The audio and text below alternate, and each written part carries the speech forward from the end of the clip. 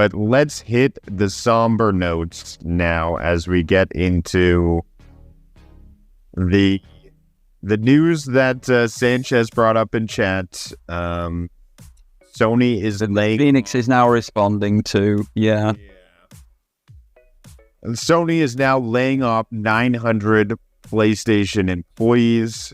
Sony's PlayStation London studio is closing down as a part of the layoff.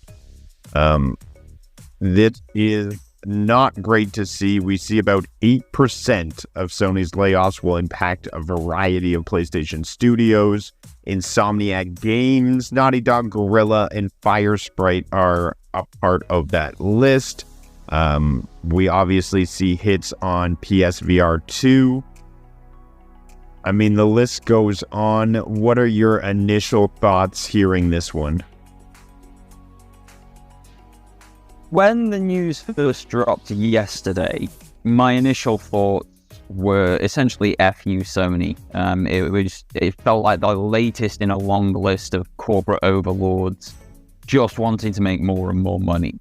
But since that point, I've read a lot more into it, looked at PlayStation's operating turnover and what have you, and unfortunately realized that this is something that maybe had to happen. I do think there were other steps and things that could have been done before this point, but with how PlayStation have been operating, it did feel a little bit like an eventuality whilst I was reading more into this. So last year, PlayStation had operating revenue of $10.2 billion US. And that sounds like a lot of money, $10.2 billion. But of that, only $600 million was profit. So they spent a year only taking 6% profits. That means if they had £100, they would only take £6 as profit. That is 94% of that money is going back into PlayStation. They are spending it on PlayStation, whether that is on studio acquisitions, whether that's on technology upgrades, whether that's on new device launches, marketing, game development, whatever the case may be.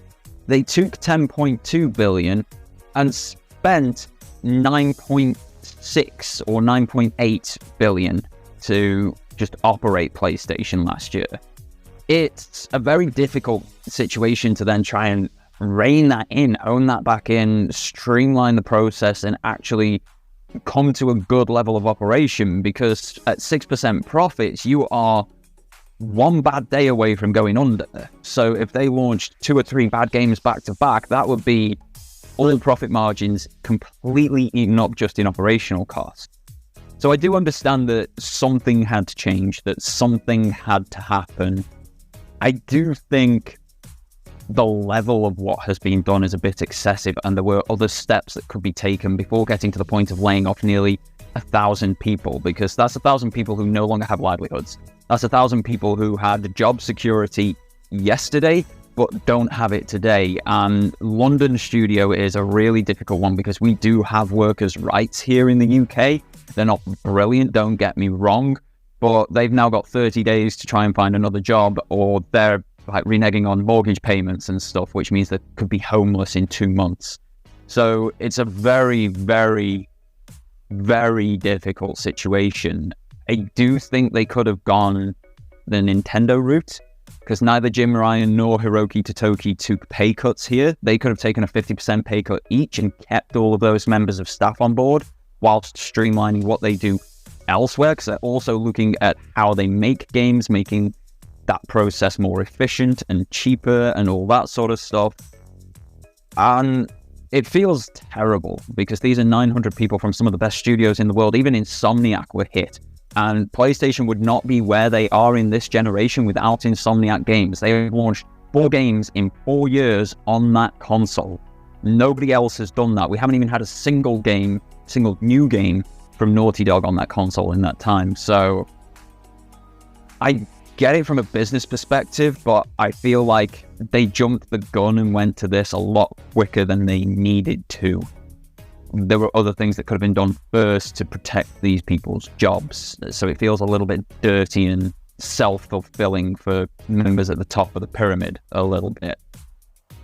But that's my initial and then reading into it a little bit more. What about you? I mean, my perspective on this is we're again caught up in a gambling type economy, gambling adjacent economy, where we saw major spikes in gaming when it came to COVID and everyone was locked in and locked down. People should have recognized this, and this wasn't going to be a forever trend. Except people make presentations to grow their business based on numbers that were only temporary. And now that we see a world where people are going outside, they're not locked down anymore. There are a myriad of things that they're spending their cash on because they're not in the same circumstances as they were before. And now they have to downsize to what they originally were performing at before. And so it's just this odd gambling adjacent economy.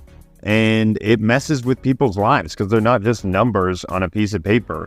And people really need to revamp the way they're thinking. CEO, take 50% cut like Nintendo, like you're saying. I mean, this is sad to see. And I feel like a lot of people are just victims of how this world works. And I'm sad to see it. Sad to see. Yeah, it's a massive impact, and it's not just a huge impact for the 900 people who've been laid off. It's hit people all around the globe, so it's not just in the UK and in America. Naughty Dog is a Canadian company, so it's hit Canada. It's also hit Japan and I believe Singapore and a bunch of other places. It's done a lot of terrible things, and some of that is games are going to disappear. London studio were working on a new AAA multiplayer game. These are the guys who brought us iPet. These are the guys who brought us SingStar, some of the best party multiplayer games that were on the PlayStation 2 through 4. They worked on hardware and software and were absolutely fantastic in that. These are the guys who brought so many huge franchises like EA Football to the PlayStation Portable. They were a fantastic company. They've been around for 22 years at this point. They set up in 2002, and they've been dumped with like no ceremony at all. Like 5 days ago, Jim Ryan was in London studio having photos taken with the development teams. He knew then that this was happening, and he was there happy, smiling, taking out millions upon millions of pounds per year for his paycheck, knowing that these people might not have food on the table in a month. And that sickens me to my stomach, that sort of action, when they're saying all the right things, all the words that they said in the press release and what have you sounded right. We're disheartened, we're losing amazingly talented members of staff. It's going to be hard for them, it's going to be hard for everybody else. We're putting things in place to help them try and find new employment and all this sort of stuff. But then laughing and smiling with guys who you know you're not going to be employing in a month and acting like nothing's wrong, it feels so dirty. But we've lost this game, we've lost what sounds like a Twisted Metal game, and probably others. We've obviously lost the... Which Phoenix makes a great point. They recently released the live-action Twisted Metal. Anthony Mackie, I believe his name is, was star of it. Will Arnett as Sweet Tooth. I mean, I personally loved all the nostalgia, all the fun that came with Twisted Metal. They released the old ones on PS Plus during the live-action debut, and I was back in, and I was playing that as well. I have to say, I was pumped for a new Twisted Metal game. I really thought something on the new console. We were kind of missing this genre in a new revamped space of just motor derby, explosion rockets. But no, it is canceled, and this one hurts. This one hurts. I said no about 5 times out loud when I first heard about this, and yeah, this is collateral damage to a gambling adjacent economy, and this is not something I would have taken off the table. I would have thought this would have been something to hold on to, a console mover, a seller, something that's exciting. But they thought they could scrap it. I just don't understand, and it hurts. You could have had cross-media promotion. So we've got season 2 of Twisted Metal TV show coming up. It was received really well. Many people outside of gaming actually watched it as well. If you've then got a game for them to go and play, having that just advertised at the end of the credits or something each week, people are going to start taking more of an interest in it. They've lost a really positive forward momentum with that one.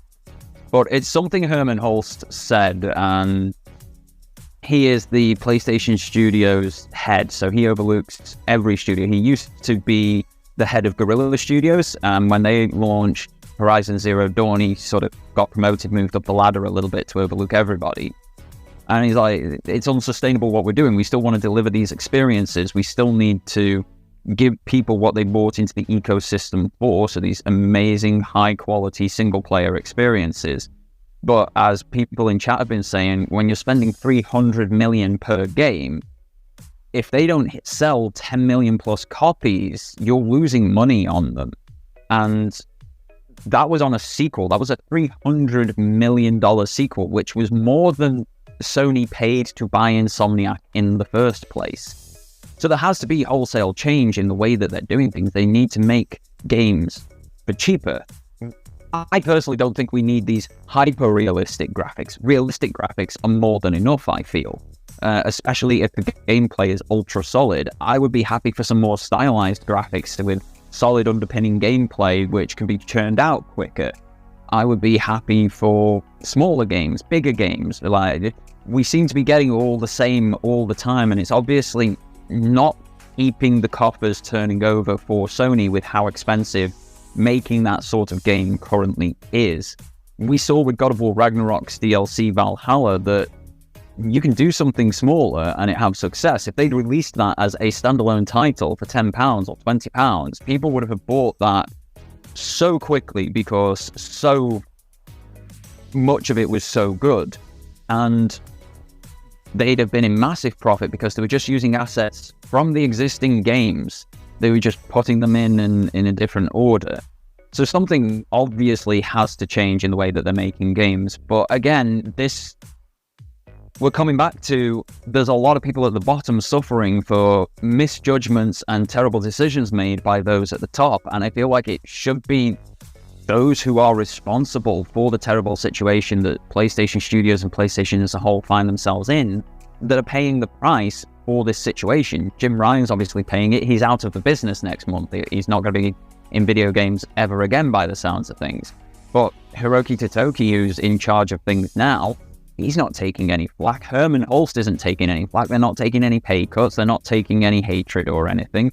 They're just dishing it out to other people. And it's sickening. I work in a huge corporation. I understand that people are treated as numbers because I'm just treated as a number despite my knowledge, expertise, and skill set. And I know this could happen to me any day. And it's almost like I have a second-hand depression and fear for these people. And yeah, because go for a lot longer, but yeah, you feel like you know them because you spend so much time playing their products, right? And they become so much time playing their products. In the case of Studio London, one of the locations that we work out of, if we're going into offices, it's around the corner from them. I know exactly where that studio is. I don't know any of them personally, but it's something like you personally see, you understand. It's like when your favorite coffee shop closes down. You don't know any of those people personally, but you feel that loss yourself because you've lost these people that you see on a daily basis, and you've lost this place that was so warm and comforting. And that's what many of these things, that's what this whole situation feels like. It feels like a loss, like a friendship has ended, or a person has left your life forever sort of thing. It's very disheartening, very hard to talk about, and be about PlayStation this week. This is the problem with PlayStation right now, right? And as Maker brings up, this along with Japan's studio getting merged into Asobo and the cuts to Media Molecule were also things I wasn't a fan as shifts at PlayStation. So that is sad to see. But hey, as we know, PlayStation will continue. We'll still be getting games. Spider-Man's going to come out again. Wolverine's down the pipeline. So even though there are shifts, I think they were just, growing pains from big predictions made when the numbers were high. And now we're just coming back to reality. Unfortunately, people were put in the way there. But let's move on before we run out of time to something a bit happier. Unless, sorry, you'd like to close it out on anything? I think we've almost nailed this one done. I think just an overarching statement of do better, Sony. Management need to do better. You've obviously been failing for the company to end up in this position where you're only taking 6% profit. Do not take it out on the people who make that whole ecosystem actually possible and work. It's a management problem. Sort it out.